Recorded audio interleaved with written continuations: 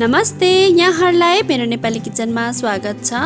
आज म यहाँहरूमाझ बरफको रेसिपी लिएर आएकी छु। हामीले यो गर्मी मौसममा घरैमा चिसो चिसो बरफ बनाएर खान सक्छौं। आउनुहोस् चिसो चिसो बरफ बनाउनतिर लागौं है त।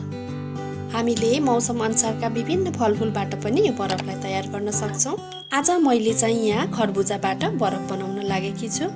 मैले यहाँ खरबुजालाई यसरी मसिनो मसिनो टुक्रा गरेर काटेर लिएकी छु। अब यो काटेको खरबुजालाई मैले एउटा मिक्सीको जारमा राख्दै छु। अब यसमा मैले 2 चिया चम्चा चिनीलाई पनि राखे। चिनी चाहिँ हामीले स्वाद अनुसार राख्न सक्छौं। र यसमा अब हामीले अलिकति पानीलाई राख्नुपर्छ। यो वाटरमेलनमा पनि धेरै मात्रामा पानी हुने हुनाले हजुरले यसमा धेरै पानी चाहिँ नराख्नु होला। त्यसपछि यसलाई मिक्सीमा राखेर राम्रोसँग पिस्नुपर्छ। अब यसलाई एउटा छान्नेमा छानेर यसमा रहेको यो छोक्राहरूलाई चाहिँ हामीले हटाउनु पर्छ।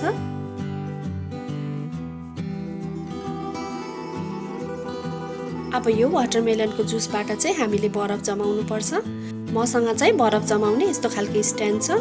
यदि हजुरहरुसँग छैन भने चाहिँ घरमा रहेको कुनै पनि सानो खालको ग्लास कपमा पनि हामीले यसरी बरफ जमाउन सक्छौं। अब यो बरफ जमाउने भाँडोमा म यो जुसहरूलाई राख्दै जान्छु।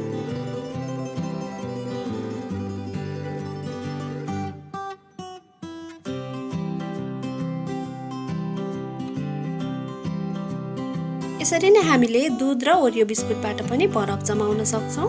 त्यसको लागि मैले यहाँ उमालेर सेलाएको बाक्लो 1 कप दूधलाई लिएकी छु। अब मैले यसमा 3-4 पिस ओरियो बिस्कुटलाई भाँचेर राख्दै छु।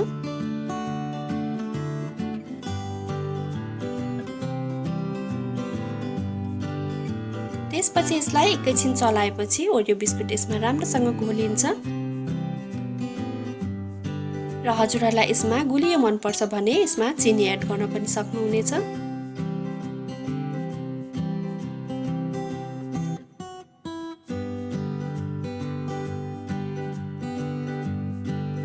अब यो राम्रोसँग गुलिसकेपछि यसलाई पनि म यो बरफ जमाउने भाँडोमा राख्दै छु।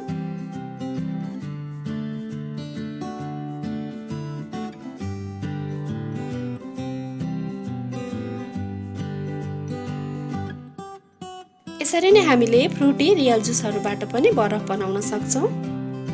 र मैले यहाँ फ्रुटी र कोकबाट पनि बरफ जमाउनका लागि राखेकी छु। यसरी मैले सबैलाई यहाँ बरफ जमाउनका लागि रेडी गरिसकेकी छु। यसरी यसलाई अब हामीले 5-6 घण्टासम्म डीप फ्रिजमा राखेर जमाउनु पर्छ। अब यहाँ मैले 5-6 घण्टापछि बरफलाई निकालिसकेकी छु। यो जमेर रेडी भइसकेको छ।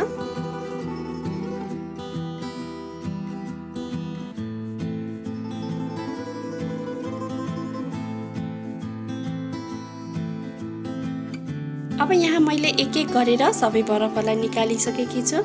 अब यसलाई हामीले फटाफट खान थाल्नु पर्छ। यसरी हामीले ओरियो र दूधबाट बनेको बरफ चाहिँ 2 कलरको भएर निस्किन्छ। यो हेर्दा पनि एकदमै राम्रो देखिन्छ र बच्चाहरूले एकदम मन पराएर पनि खान्छन्। अब यहाँहरूले पनि मैले जस्तै यो लकडाउनको बेला घरैमा चिसो चिसो बरफ जमाएर आफू र आफ्नो बच्चाहरूलाई इन्जोय गर्न सक्नुहुनेछ। हजुरहरूलाई मेरो भिडियो कस्तो लाग्यो मन पर्यो भने लाइक, कमेन्ट र शेयर अवश्य पनि गरिदिनु होला। यहाँहरूले मेरो नेपाली किचनको फेसबुक पेज र इन्स्टाग्राममा पनि मलाई फलो गर्न सक्नुहुनेछ। यदि च्यानललाई सब्स्क्राइब गर्नुभएको छैन भने सब्स्क्राइब गरेपछि छेउमा रहेको बेल आइकनलाई अवश्य क्लिक गरिदिनु होला। यसले गर्दा मेरो नयाँ नयाँ भिडियोहरूको नोटिफिकेसन यहाँहरूमाझ सजिलै आउने गर्छ।